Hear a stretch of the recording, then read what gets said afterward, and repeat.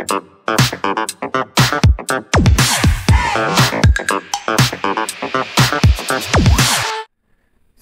mėly draugai.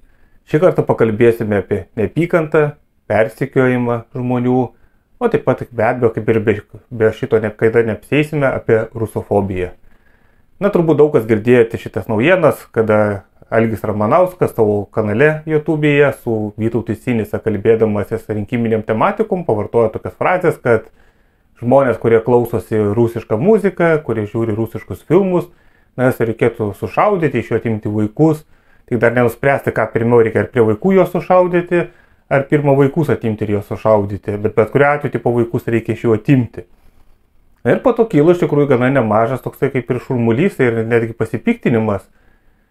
Pirmieji, turbūt vieni iš pirmųjų šitam kanale mes ir pranešėme apie šitą būtent incidentą, po to vienas mano Facebook'o, ne Facebook'o, Telegram'o sekėjų sakė, kad jis policijai perdavė pranešimą, po to, žinau, tą pačią dieną ir Puidokas padavė. Po to, kai sužinojau, kad ir žalia valstiečiai, netgi Ligita Girskienė irgi inicijavo kreipimas į prokuratūrą ir netgi Lietuvos socialdemokratų partija ir ta kreipėsi į prokuratūrą dėl Algio Ramanausko žodžių.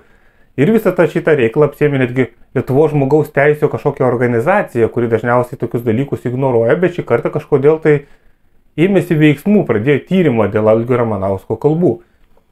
Ir netgi tie patys konservatoriai irgi iš jų tarpo, kada pas juos svarbus žmogus, toksai kaip Jurgis Razma, net ir jis pradėjo pasipiktino viešai reiškiamą Algio Ramanausko neapykantą ir apsižiūrėjęs pastebėjo, kad Algis Ramanauskas yra jų partijos narys.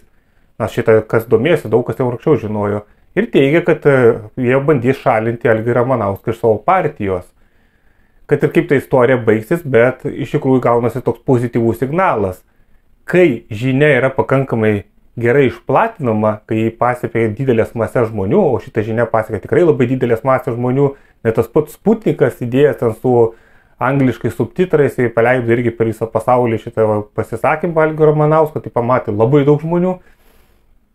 Kai tokia informacija yra viešinama, kai tokia skatinama grubinė apykanta, net ir toms sisteminėms partijoms pasidaro labai nepatogu. Ypač dabar, kai yra tas rinkiminis metas, kada reikia vis tiek atrodyti gražiam, puripukuotam, nes, be abejo, yra Lietuvoje nemažai gyvena žmonių, kurie žiūri tą rusiškus filmus, klausosi rusišką muziką, turi rusiškų šaknų, nebūtinai jie yra rusakalbiai, galbūt į pavardės tik tai slaviškos išlikusios, bet tik kurie vienaip ir kitaip gali tokiuose grasinimuose žvelgti savo grėsmę.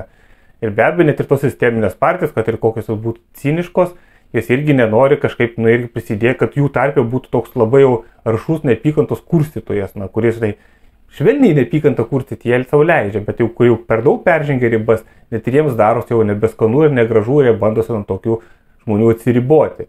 Ir aš sakyčiau, kad kiekvienu tokiu atveju tai parodo, kad norint kovoti prieš tokius reiškinius, prieš tą rusofobiją, prieš neapykantos skatinimą, prieš žmonių persekiojimą, ir nereikia niekada tylėti ir visada reikia tokius atvejus viešinti. Filmuoti, fotografuoti, dalintis tokią informaciją, nes tai sudaro didelį tokį informacinį triukšmą ir mes turėdami savo rankose kažkokią tą tiesą, tą realų faktą ir mes tai paplatindami plačiosiams gyventojų masėmis, mes tai įgyjame kaip kažkokį ginklą, su kurio galime iš tikrųjų, stipriai pakoreguoti kai kurių veikėjų elgesį.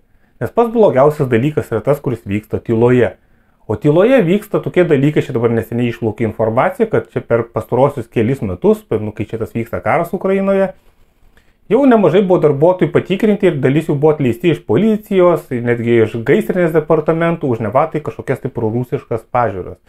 Vienas, kaip paminėtas, ugniagesys buvo atleistas vien dėl to, kad gegužės 9 dieną pergalės proga jis pasidalino kažkokiu sveikinimu. To užteko tai atleistų. Kita užteko atleisti už tai, kad jisai tik tokia kažkur komentaruose tipo neigia Rusijos intervenciją. Irgi to užteko, kad žmogų atleistų iš darbą. Svarbiausia, tose srityse tikrai trūksta tų darbuotojų, bet pasirodo valymas nuo nelojalių žmonių yra aukščiau negu iš tikrųjų žmogaus kompetencija ir žmogaus reikalingumas tame darbe. Anksčiau būdavo tokios istorijos, kad kai kurie mokytojai, kurie netaip kažkaip pasisako, kurias vaikai paskundžia, kad jie netaip šneka apie tarybinę praeitį ir tie turėdavo problemų ir irgi netekdavo darbų. Ir kame didžioji tada problema buvo? Problema tame buvo, kad jie tyliai taip ir pasitraukdavo. Niekada tyliai nereikia pasitraukti, jie turėtų žmonės kreiptis į mūsų čia liaudį žurnalistus ar kitokią opozicinę žiniasklaidą ar apskritai žmonės ir jie turėtų tokią informaciją kiek įmanoma viešinti. Viešumas yra pats baisiausias dalykas visokiems šunsnukiams. Kai visi žmonės pradeda sužinoti, kad jų kaiminystėje vyksta tokie dalykai, kai yra persekioję žmonės dėl savo pažiūrų, dėl kitokio mąstymo, jie tada pradeda atsargiau vertinti tuos, kurie tie persekioja. Kaip matome, iš tikrųjų persekiojimas vyksta gana plačių mastų, kažkas žiūri tų pareigūnų arba mokytų socialinę erdvę, kažkas tenais sugeba paskūsti, kažkas fiksuoja tokius atvejus, reiškia vyksta kažkoks žmonių siekimas, reiškia tikrinami kiekvieno žmogaus pasisakymai. Ir jeigu tik žmonės laukia su prievarta jų atžvilgių, ta prievarta tai yra teisinė, tokia psichologinė, mobbingas, išeidimas iš darbo, vien dėl to, kad jis kažką netai parašė. Ir jeigu jie nutyli, reiškia tada tas leidžiama ir toliau vykti. Bet kai tik atsiranda bent keli žmonės, kurie pradeda priešintis, kurie eina į teismus, kurie viešina šitą situaciją, automatiškai aš galiu duoti ranką nukirsti, tokie atvejai pradėtų retėti ir palengva jie išnyktų. Nes dauguma žmonių Lietuvoje nėra radikalūs.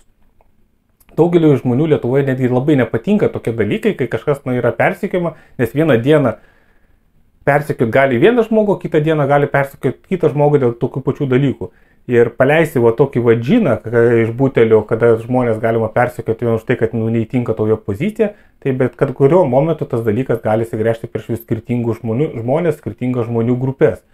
Todėl bet koks žmonių įstojimas ir viešinimas tokių dalykų automatiškai mažina jų galimybės veikti laisvai, kaip dabar dažnu atveju tai daro, ir tyliai, nes dažniausiai ir mėgsta tyliai tokius dalykus daryti.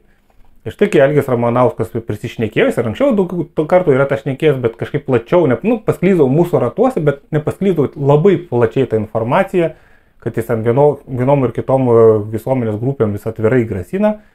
Ir kai iš vieną kartą tikrai jisai peržengė tas ribas ir rinkiminiams periodai ir plus kai buvo tai išviešinta, automatiškai jau ir jam darosi nesaldu, jau jis dabar pradeda raitytis ir sakyti, kad jis grasino čia ne rusams, o rusifikuotams lietuviams.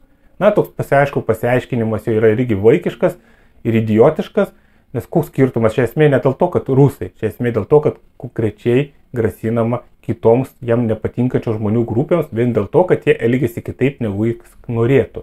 Ir čia jokio skirtumo, ar čia yra bus rusai, ar lietuviai, ar lenkai, ar žydai, ar amerikiečiai, ar japonai, ar dar kažkas. Esmė pats tas faktas, kad negali toksai įtakas turintis žmogus, turintis plačią auditoriją žmogus, leisti savo tokių dalykų, nes kai tokie turintys įtaką žmonės grasina ir užsiema tokiais neapykantos kurstymais, tai kokie nėra garantijos, kad koks nors idiotas jos sekėjas sugalvos kažkurio momentu irgi užsiimti paauklėjimu jam nepatinkančių žmonių, tarkim, su ginklu. Kaip žinome, vakarų pasaulio tokie atvejai yra ganėtinai dažni, prisižiūri kokių laidelių ir po to eina šaudo žmonės. Tai pas mus Lietuvoje, lietuvis dar toks lėtas, jisai kol jam daeina tokius dalykus daryti, gali praeiti daug metų, bet pas tas faktas, kad tokius dalykus reikia užkardyti pačioje pradžioje. Ir čia galime pasidžiaugti, kad čia yra tokia pirmoji kregždutė, tai kad krito pirmoji kregždutė, čia su to simboliu, kad kregždutė yra konservų simbolis. Ir kad prisišnekėjęs vienas žmogus, jisai tikėtina gali netekti narystės, aišku, tai nedidelė netektys, jie tikriausiai vis tiek su konservais laikys glaudžius ryšius, nes Algio Ramanausko kanale lankosi visa konservų grietinėlė, visi krašto apsaugos ministrai, Šimonytės lankosi, Benkunskas pasisėdės, visus jos reklamuoja, populiarina, bet kuo labiau jisai bus valkiamas kaip neadekvatus žmogus, kuo labiau bus viešinama informacija, kad jis yra nesveikas, neapykantą kurstantis žmogus, to jo markė pradės kristi.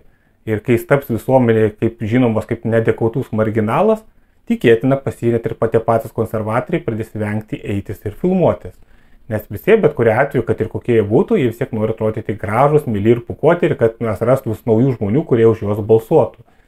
Todėl nukalti tokį kaip Algį Ramanauską, remiantis jo idiotiškais pasisakymais, yra būtina, todėl jo laidas reikia iš tikrųjų patyliukais, kas netingiu stebėti, karpyti dalimi jo nusišnekėjimus, jo kurstimus ir viešinti. Jeigu kas gauna tokią informaciją, man Telegram'e be abejo komentarus įmeskite, aš pasistengsiu irgi tą dalyką viešinti ir mes turime daryti jiems spaudimą už netinkamą elgesį. Tai tokia bendra informacija, draugai.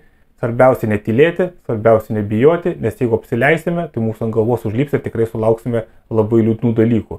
O kai naudosimės viešumų kaip ginklų, kurį mes vis dar turime, tai mes dar galime situaciją pakeisti į geresnę padėtį. Ačiū draugai, kad esate, spauskite patinka, na ir susimatysime kitose vaizdo įrašuose. Iki bičiuliai.